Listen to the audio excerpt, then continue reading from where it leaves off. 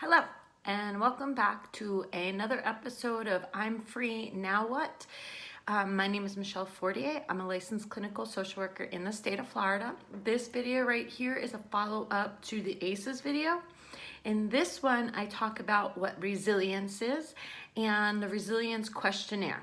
Now, the purpose of resilience and what resilience means is a person's ability to bounce back from adversity or tough situations. And so they did a little questionnaire, and a disclaimer about this little questionnaire about resilience. The author themselves said this is not meant to predict how well people are going to do or in any way, shape, or form a clinical assessment. What this is mostly to do is to help inform people about what they can do to kind of help children that might have gone through some difficult times.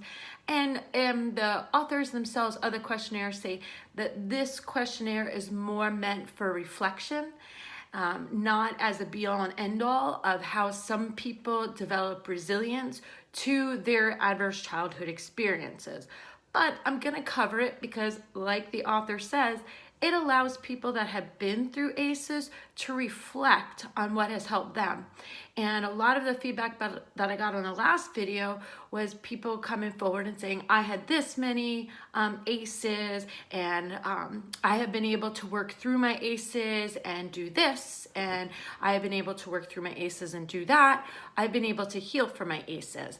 And I think it's really important that we are able to look at our resilience so that way we can also pass those things on to the other people that we know that are having these life difficulties.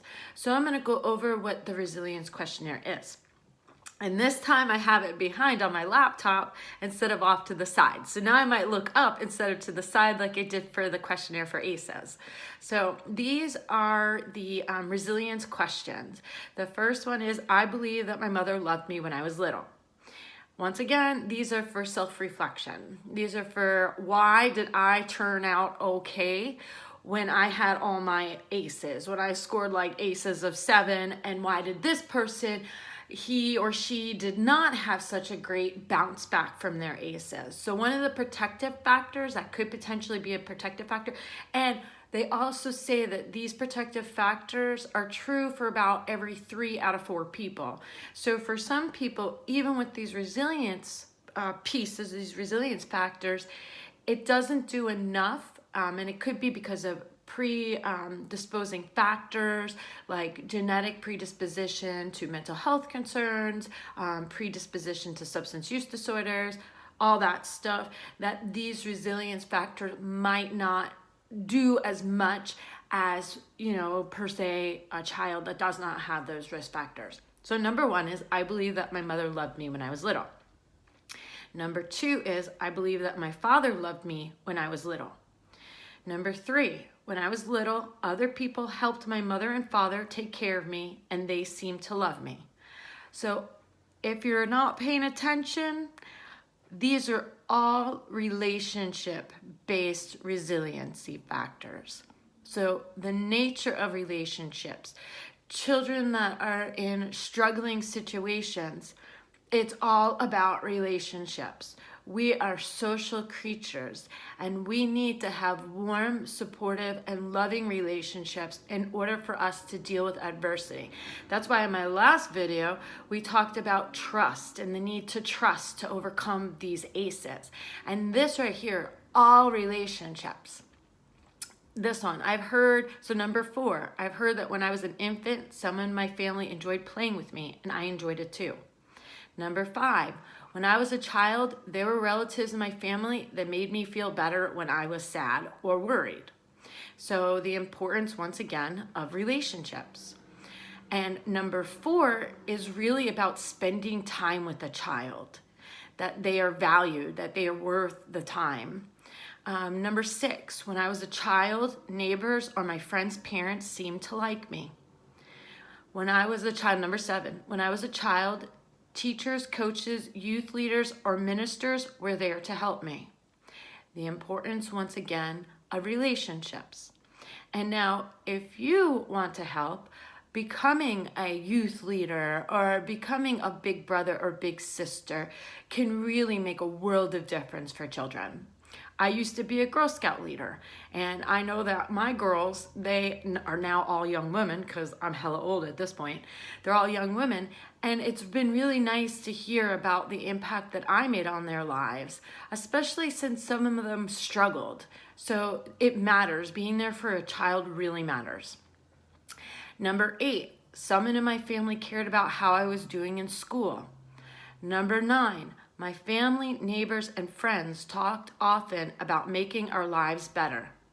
Number 10, we had rules in our house and were expected to keep them. Stability. Children need stability, especially when the world is chaotic. Remember that whole thing that I talked about in the last episode with the ACES? The children that are going through those ACEs are constantly swimming in adrenaline and cortisol, those fight, flight, and freeze responses. When they know what to expect, it is much easier for them to be able to reduce those responses because they know what the rules are. They know what is expected of them.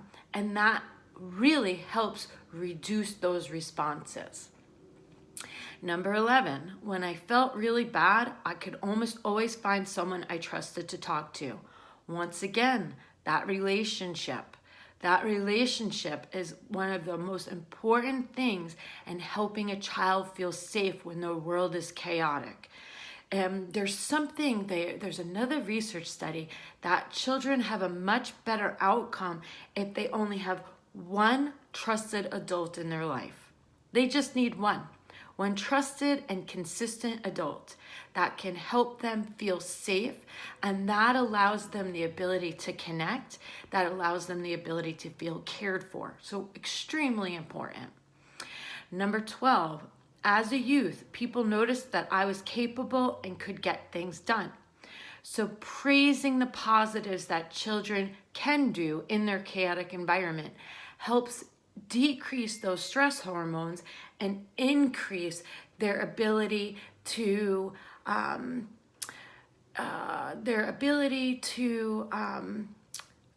cope better. So number 13, I was independent and a go-getter. That's something that the child themselves develop on their own, but it can be encouraged by the adults. It can be pointed out by the adults in this child's life. Then this is all perspective. So this child might have been a go-getter and independent, but if it is taken as being disrespectful or not following the rules, that could be then taken as a negative by that child. While if the child goes and does these things and then is told that it is a positive, that allows that child to be able to think of themselves more highly. So take, for instance, a child that has chaos in the home and is hungry. Well, the child that goes to the store and takes something to eat, bad child, even though that child is pretty independent and a go-getter. They're hungry, they need to eat. Now, the child that can figure out how to do that in a pro-social way, where perhaps, they're hustling and they manage to sell something, and then they're able to get money and buy food, they're considered more independent and a go-getter. Although it's the same thing. They have had to figure out how to solve their problem of hunger of somebody, an adult not caretaking for them. So it's really how it's coded. And number 14, I believe that life is what you make it. So that optimistic attitude can really help a child deal with resilience. And on that note, there's a lady, she wrote a very interesting article, and she became a doctor, and her brother, I believe he's in and out of prison, and so they had the same risk factors, horrible abuse. I think in the story, she watched her dad push her grandmother down the stairs, and her grandmother either died or broke a leg, something. It was absolutely awful. They grew up in absolutely awful situation. And she said one of the biggest differences for her and her brother is she had a very close relationship with that grandma, while her brother didn't have that trusted adult. And so she's a doctor that really herself focuses on ACEs because she understands what they are, what occurs with them, the changes that occurred with her and her brother, and then she also pays attention to the resilience. Who in that child's life can stand up for that child, care about that child, soothe that child, reduce that child's fight, flight, and freeze response. So I hope this video is helpful to explain about how some children are able to overcome their adverse childhood experiences, and also what you as an adult can do to help children overcome their adverse childhood experiences. There's a good quote from Mr. Rogers that basically says, I'm a fan of Mr. Rogers, you know I'm going to be a fan of Mr. Rogers, that says, this whole notion of this child being that problem and this child being that problem, they're all our children. And the people that recognize that these are all our children are heroes to Mr. Rogers. And I know I want to be a hero to Mr. Rogers, and I'm pretty sure most people want to be a hero to Mr. Rogers because he was so damn awesome. So hopefully this video helps motivate you to be able to reach out and kind of help a child that might be going through this. And it might also help you gain better insight into what helped you overcome your ACEs. If you found this video helpful, like, subscribe, share. If you have any questions or comments, leave them in the questions and comments section. I try to get back and answer them as quickly as possible. Anything of a personal concern that you want some answers to, you can always hit me up by DM on Instagram. It's I'm Free Now What, Michelle Fortier. You can find me on there. I try to post good memes. Sometimes they're not so good. Sometimes they're really good.